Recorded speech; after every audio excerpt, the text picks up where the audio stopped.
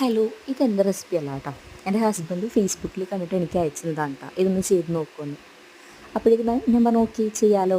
അപ്പോൾ അതെ, ആദ്യം തന്നെ ഒരു കപ്പ് കഞ്ഞിവെള്ളമാണ് കേട്ടോ നമുക്ക് വേണ്ടത്. അതിലേക്ക് ഒരു ചെറിയ കഷ്ണം നമ്മുടെ വാളംപുളിയില്ലേ, അതുകൊണ്ടിട്ടിട്ട് നന്നായിട്ട് പിഴിഞ്ഞെടുക്കാം കേട്ടോ. നമ്മുടെ കറക്റ്റ് പുളിവെള്ളം പോലെ ഇരിക്കും. നമുക്കത് മാറ്റി വയ്ക്കാം. ശേഷം ഒരു ചട്ടി എടുത്ത് വയ്ക്കുക. അതിലേക്ക് 3 ടേബിൾ സ്പൂൺ വെളിച്ചെണ്ണ ഒഴിക്കുക. നമ്മുടെ വറ്റൽമുളകില്ലേ, അത് 6 ഇട്ട് കൊടുക്കാം കേട്ടോ. ഒരുപാട് മുരിയരുത്, ചെറുതായിട്ട് മുരിയുമ്പോൾ തന്നെ നമുക്ക് കോരി മാറ്റാം. ശേഷം ഒരു കൈ നിറയെ ഉള്ളി കേട്ടോ, അതിട്ട് കൊടുത്ത് പിന്നെ 4 വെളുത്തുള്ളിയും ഇട്ടിട്ട് നന്നായിട്ട് വഴറ്റി കൊടുക്കുക കേട്ടോ. അതും കോരി മാറ്റിയിട്ടുണ്ട്. ശേഷം നമ്മൾ ഇടിക്കുന്ന കല്ലില്ലേ, ആ കല്ലിലേക്ക് നമ്മുടെ വറ്റൽമുളക് ഇട്ടിട്ട് നന്നായിട്ട് ചതച്ചെടുക്കാം. ഒരുപാട് പേസ്റ്റ് ആവണ്ട, എന്നാലും അത് ചെറുതായിട്ട് തരി പോലെ വന്നോ കേട്ടോ. ദേ ആയിട്ടുണ്ട്. നമ്മുടെ ഉള്ളിയും വെളുത്തുള്ളിയും കൂടി ചതച്ചെടുക്കാം.